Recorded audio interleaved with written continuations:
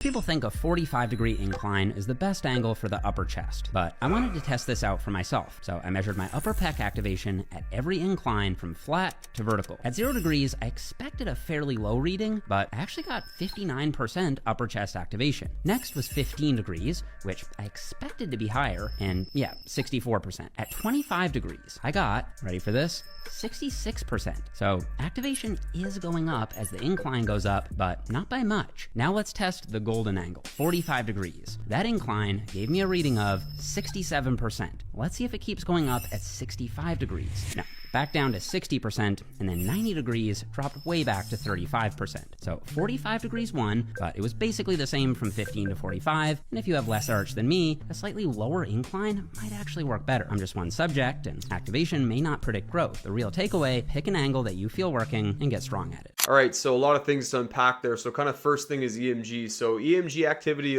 measures the electrical activity in a muscle, how many motor units are firing. But the thing is, EMG doesn't really mean that much, because think about it this way. When you do a sprint, you're getting 100% activation of your hamstrings, but is sprinting going to cause more muscle growth than a hamstring curl or a deadlift? So let's just think about that first thing. And the second concept here is the concept of elbow angle. You can put a 45-degree incline, but if you have a tucked elbow angle and you're basically doing a close grip bench press, it doesn't really matter the incline. It matters about the elbow angle. We know that the pec major is going to be a major horizontal adductor, right? So if we elbow our angles out like this, nice and wide, we're kind of mimicking that horizontal adduction coming in forward versus kind of having more shoulders and triceps contributing to the movement. So my key takeaway there is that EMG is a very small proxy because there's a lot of other things that matter as well. The third thing is that as we kind of increase that incline from, I think it was the 25 degrees to the 40 or 45 degree incline, you're going to have a drop in weight. So if you have a drop in weight, that's going to determine, how much more mechanical tension you're experiencing. So what's the best incline to use? There is really no right answer here.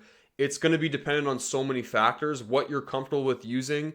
As well, you can run a 30-degree incline bench for 8 to 12 weeks. You make good progress with that. After the 12 weeks, that stimulus isn't as effective anymore. Then you're going to have to periodize your training and then implement a different angle.